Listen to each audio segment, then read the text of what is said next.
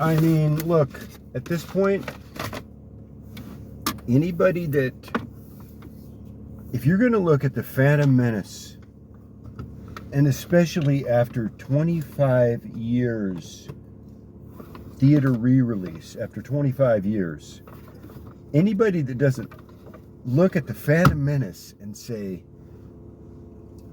it's an absolute masterpiece, you're just a full-on hater. There's no logic behind this. Watch the movie.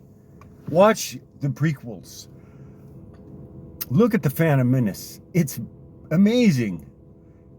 The script, beautiful. Everything from lighting to the sound is the next level. I don't even know what to say about this. There's nothing else to say. If you got a problem with the Phantom Menace at this point, especially 25 years later, man, you're just a hater. That's all there is to it. You're just a hater. Yeah, and that's all there is to it. And, I mean, yeah, speaking of haters, let's get on with this topic now that nobody wants to talk about. Probably nobody wants to hear about. Patton Oswalt. This guy, who's a very nice man, as I understand it. I don't know him personally, but I only know him through his work in both on and in television and as a stand-up comedian. And he did a joke somewhere, I think it was about 2007, and this is the recording I found. Came across my algorithm. Patton Oswalt says that if he had a time machine, he would go back in time and he would kill George Lucas with a shovel. Yeah. To keep George Lucas from making the prequels. And in this way, he would fix history. To paraphrase, not too roughly, but to paraphrase, not quoting exactly. If I had a time machine, I would go back to around 1993 or 94, and I would kill George Lucas with a shovel to keep him from making the prequels. And which here the crowd laughed. Ha ha ha, a lot of laughter. Ha ha, very funny. And then this way I would go back and fix history. So let me get this straight. You didn't like the way the prequels were made. Or you didn't like that the prequels were made at all. Whatever. They're not your movies. And second of all, who thinks that's funny? I don't know of anyone that would think that kind of a joke is funny. And so I don't know who was there or what they were thinking when they were laughing, but I'm pretty sure that most people, especially if after watching the Phantom Menace from beginning to end, you will see that not only do people not think that joke is funny, or not only do people think that joke is not funny, most likely, but that they think the opposite, that George Lucas should have made the prequels, and that the prequels are amazing, beautiful.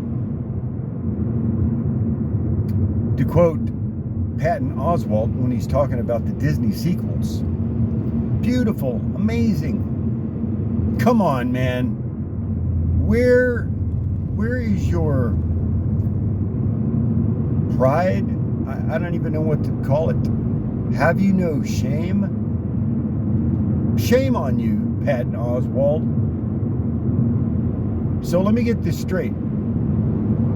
The Disney sequels are beautiful and amazing. But also, if you had a time machine, you would go back in time and you would kill George Lucas with a shovel to keep him from making the prequels. And this is how you would fix history for a laugh. Man, that's just sad. I don't even know what to say about that. The best I can come up with is, I'm not trying to censor anyone, and I'm not trying to tell anyone what they can say or what they cannot say. No. If Patton Oswalt wants to say, as a joke, which I do know he was only joking, that he would go back in time with a time machine and he would kill George Lucas with a shovel. Yeah, a shovel. And somehow this is to be considered funny by, first of all, the person that told the joke, and then second of all, by everybody that was there that laughed at it, which they obviously thought it was funny for some reason. Well, great. If somebody wants to tell that joke, fine. Even if you want to go back and you actually want to kill George Lucas with a shovel and you don't mean it as a joke, fine. If you want to be able to say that, great. I just don't think it's funny, and I don't think it's at all tasteful.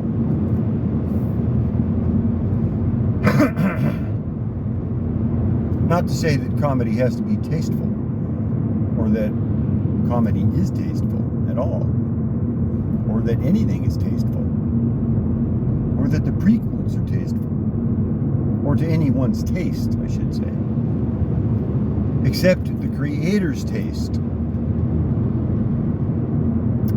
Which brings me to this point. If at this time, by this time, 25 years later, 2024, if you're looking at this movie for any reason, of any interest, maybe it's a school project, a personal curiosity, nostalgia, recreation, just whatever, going through a movie genre collection, sci-fi, space, fantasy, you might have come across this movie for a lot of reasons, but whatever reason, if you will watch it again and just say whether your opinion is the same or different, whether it was one way or another, what you actually think about this movie, The Phantom Menace, Star Wars Episode 1, The Phantom Menace. See what you think about that. Just see what you think about the movie. From the opening title crawl through the end of the last scene, where then it goes black and then the next is the title, written and directed by George Lucas. It's a masterpiece from beginning to end, and I hope anyone that would voice their opinion about it in a way that I guess makes a big deal out of it, well, maybe they've got a good reason for it, but I don't think one of them is that they have actually watched the movie. Because if you watch the movie, if you watch The Phantom Menace, everything from, I already said it, the sound is off the charts. The editing, special effects, sound effects, camera, lighting, costuming, breakthrough technology. Let's say nothing here, especially of the acting. Now we're talking Anakin Skywalker as portrayed by Jake Lloyd. I think Jake Lloyd was about 10 years old at the time, and just rewatch that movie. Go ahead, watch it without sound and see what you get. It's incredible. That kid, man, he's incredible. I'm going to say this again. Jake Lloyd deserves an Oscar for his portrayal of Anakin Skywalker in Star Wars Episode 1, The Phantom Menace. This is not a side tangential note here as a joke. No, I'm not being funny. This is serious. Rewatch the movie and then get a hold of your nearest Hollywood representative, whether it's Fran Drescher or Bradley Cooper. Somebody get Bradley Cooper on the phone. Jake Lloyd needs two things. He needs an Oscar for Anakin Skywalker in Star Wars Episode 1, The Phantom Menace, written and directed by George Lucas, producer Rick McCallum, executive producer George Lucas, an all-time epic masterpiece. And number two, he needs a star on the Hollywood Walk of Fame. Number two. Number one, Oscar for Jake Lloyd. Number two, star Hollywood Walk of Fame for Jake Lloyd. Two things, man. 1, 2. Hollywood Walk of Fame, Oscar. Man, the kid is a great actor. And now I see he's a grown man. Great, good for him. But let's make this now about something he really deserves. Contact your local or your nearest Hollywood representative, and Jake Lloyd deserves an Oscar. And that's what it's all about. Okay, speaking of Oscars, Ahmed Best, Jar Jar Binks, not to mention George Lucas directing this whole thing. Jar Jar is the key to the Phantom Menace. If you want to get the Phantom Menace, you need to get Jar Jar. Man, Ahmed Best, just amazing. Look at him in every scene. He's there in every scene. He needs to be, and I see he is finally getting the credit he deserves.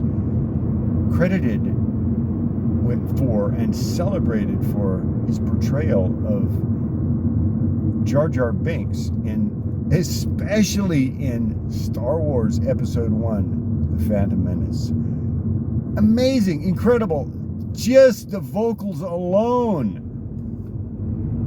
Not to mention the gestural physicality of it all. I mean, he's right up there with Peter Mayhew and Sir Anthony Daniels, Kenny Baker.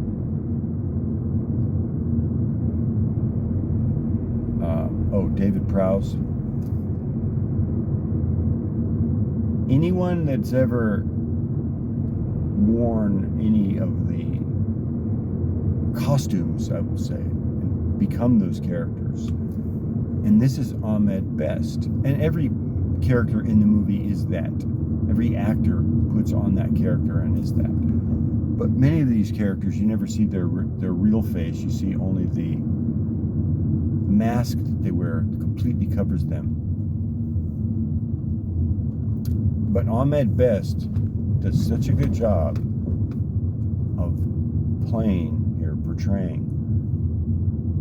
Jar Jar Binks. It's incredible. But then to go back and look at the videos, look at the tapes of George Lucas directing Ahmed Best on how to play Jar Jar, and you will see him showing Ahmed Best how to walk like Jar Jar. And so this is written by George Lucas, and it's directed by George Lucas. And so when you see Jar Jar Binks, you're seeing George Lucas. This is who you see. George Lucas is not messing around here. This is executive produced, written, directed George Lucas. This is George Lucas going overboard in more than a few places. I dare say this is George Lucas going as far overboard as he could possibly go. And I think he only stopped himself with the Phantom Menace.